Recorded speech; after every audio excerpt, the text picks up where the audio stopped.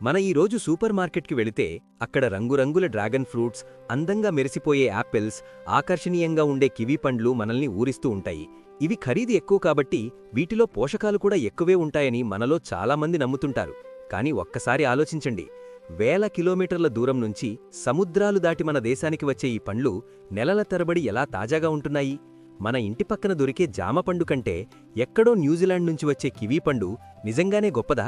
ఈరోజు మనం ఈ వీడియోలో లోకల్ పండ్లు వర్సెస్ ఫారిన్ పండ్లు వెనక ఉన్న అసలైన సైన్స్ మరియు మార్కెటింగ్ మాయాజాలం గురించి మాట్లాడుకుందాం. లోతైన మాలిక్యులర్ స్టడీస్ మరియు అగ్రికల్చరల్ రీసెర్చ్ పేపర్స్ ఆధారంగా ఈ నిజాలను మీ ముందుకు తీసుకువచ్చాను. ఈ వీడియో చూసిన తర్వాత మీరు పండ్లు కొనే విధానం పూర్తిగా మారిపోతుంది. ముఖ్యంగా వీడియో మధ్యలో పండ్లపైన ఉండే ఆ స్టిక్కర్ల వెనక ఉన్న రహస్యం చెప్పబోతున్నాను. అది మీ ప్రాణాలను కాపాడేంత ఇంపార్టెంట్ విషయం.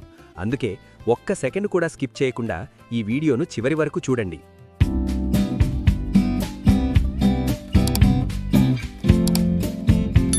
మొదటగా మనం న్యూట్రియంట్ డెన్సిటీ అంటే ఏమిటో అర్థం చేసుకోవాలి. ఒక పండును చెట్టు నుండి కోసిన క్షణం నుండే అందులోని విటమిన్లు ఆవిరవ్వడం మొదలవుతాయి. ముఖ్యంగా విటమిన్ సి వంటి పోషకాలు గాలి తగిలితే చాలు తగ్గిపోతాయి. ఇప్పుడొక యాపిల్ గురించి మాట్లాడుకుందాం. వాషింగ్టన్ లేదా యూరప్ నుండి వచ్చే యాపిల్స్ మన దగ్గరకు రావడానికి కనీసం 3 నుండి 6 నెలల సమయం పడుతుంది. ఈ సమయంలో అవి పాడవకుండా ఉండడానికి వాటిని కోల్డ్ స్టోరేజ్లో ఉంచుతారు. సైంటిఫిక్ స్టడీస్ ఏం చెబుతున్నాయంటే, ఇలా నెలల తరబడి స్టోర్ చేసిన పండ్లలోని యాంటీఆక్సిడెంట్ స్థాయిలు 50% కంటే ఎక్కువగా తగ్గిపోతాయి. అంటే మీరు కేవలం ఒక రంగును, రుచిని మాత్రమే తింటున్నారు తప్ప అందులోని ప్రాణశక్తిని పొందడం లేదు. అదే మన ఊరిలో దొరికే జామపండును తీసుకోండి. అది ఉదయం చెట్టు నుండి కోస్తే మధ్యాహ్నానికి మీ చేతికొస్తుంది. ఇందులోని విటమిన్ సి మరియు ఫైబర్ స్థాయిలు యాపిల్ కంటే దాదాపు 10 రెట్లు ఎక్కువ. కానీ మనం 20 రూపాయల జామపండును తక్కువగా చూసి 20,000 రూపాయల యాపిల్ను గొప్పగా భావిస్తున్నాం. ఇక రెండో పాయింట్, మైనం మరియు కెమికల్ కోటింగ్. ఫారిన్ నుంచి వచ్చే పండ్లు ఆకర్షణీయంగా కనిపించడానికి వాటిపైన ఎడిబుల్ వ్యాక్స్ లేదా మైనపు పూతను పోస్తారు. ఇది కేవలం మెరుపు కోసమే కాదు, ఆ పండులోని తేమ బయటకు పోకుండా ఉండడానికి కూడా వాడుతుంటారు. దీనికి తోడు ఫంగిసైడ్స్ అనే రసాయనాలను కూడా చల్లుతారు. తద్వారా రవాణాలో బూజు పట్టకుండా ఉంటుంది. మనం ఆ పండ్లని ఎంత కడిగినా ఆ మైనపు పొరలోని రసాయనాలు పూర్తిగా పోవు. ఇవి మన కడుపులోకి వెళ్ళినప్పుడు హార్మోన్ అసమతుల్యతకు కారణమవుతాయి. కానీ మన లోకల్లో దొరికే సీతాఫలాలు, అరటిపండ్లు లేదా మామిడి పండ్లకు ఇటువంటి కృత్రిమ మెరుపులు అవసరం లేదు. ఎందుకంటే అవి మన కాలమాన పరిస్థితులకు అనుగుణంగా పండుతాయి మరియు వెంటనే వినియోగంలోకి వస్తాయి. ఇక్కడ మనం డ్రాగన్ ఫ్రూట్ మరియు కివీ పండ్ల గురించి ప్రత్యేకంగా మాట్లాడుకోవాలి. ప్రస్తుతం ఇవి ఇండియాలో ఒక స్టేటస్ సింబల్లా మారిపోయాయి. డ్రాగన్ ఫ్రూట్లో యాంటీఆక్సిడెంట్స్ ఉన్నాయన్నది నిజమే, కానీ మన ఊరి రేగు పండ్లు లేదా నేరేడు పండ్లతో పోలిస్తే అవి చాలా తక్కువ. ఒక నేరేడు పండులో ఉండే యాంథోసైనిన్స్ అనే పోషకాలు క్యాన్సర్ కణాలతో పోరాడే శక్తిని కలిగి ఉంటాయి. అలాగే కివీ పండులో విటమిన్ సి ఎక్కువ అంటారు, కానీ మన ఉసిరికాయలో ఉండే విటమిన్ సి కివీ కంటే 20 రెట్లు ఎక్కువ. ఒక ఉసిరికాయ తింటే వచ్చే శక్తిని పొందాలంటే మీరు దాదాపు 1 డజన్ కివీ పండ్లు తినాలి. మరి కివీ అంత పాపులర్ ఎలా అయ్యింది? అది కేవలం మార్కెటింగ్ విజయం మాత్రమే.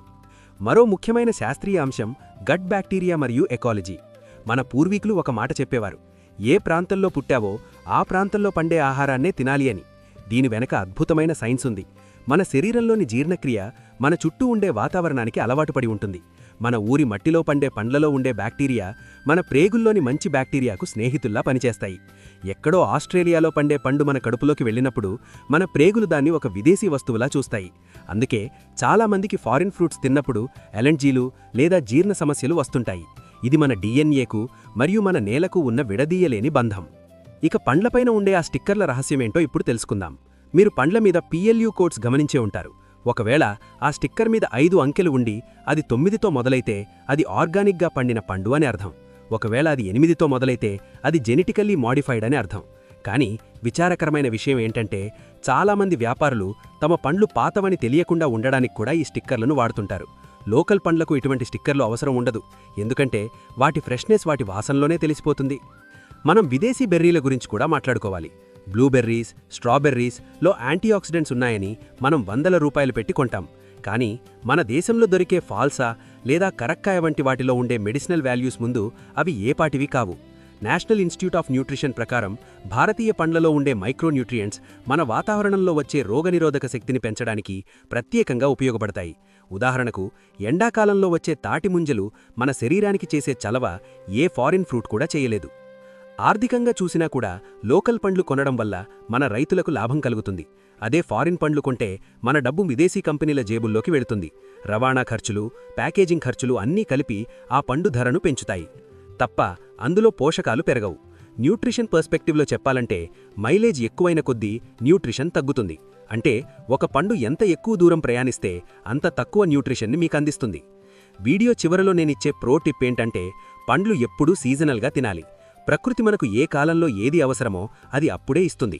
ఎండాకాలంలో పుచ్చకాయలు, వర్షాకాలంలో జామకాయలు, చలికాలంలో సీతాఫలాలు, ఇలా ప్రకృతి క్రమాన్ని అనుసరించండి. ఫారిన్ పండ్ల మెరుపులకు మోసపోకండి. మీరు తినే పండు ఎంత దగ్గర నుంచి వస్తే అది మీకు అంత ఎక్కువ ప్రాణశక్తిని ఇస్తుంది. మెరిసే ప్రతీదీ బంగారం కాదు, అలాగే మెరిసే ప్రతి పండు ఆరోగ్యం కాదు. ఈ వీడియోలో మేము చర్చించిన విషయాలు మీకు ఎలా అనిపించాయి? మీరు ఇప్పటివరకు ఏ ఫారిన్ ఫ్రూట్ని ఆరోగ్యకరమైనది అని నమ్ముతూ వచ్చారు? కమెంట్ సెక్షన్లో తెలియచేయండి. జామపండు మరియు యాపిల్ మధ్య మీరు దేన్ని ఎంచుకుంటారు? మీ అభిప్రాయం మాకు ముఖ్యం.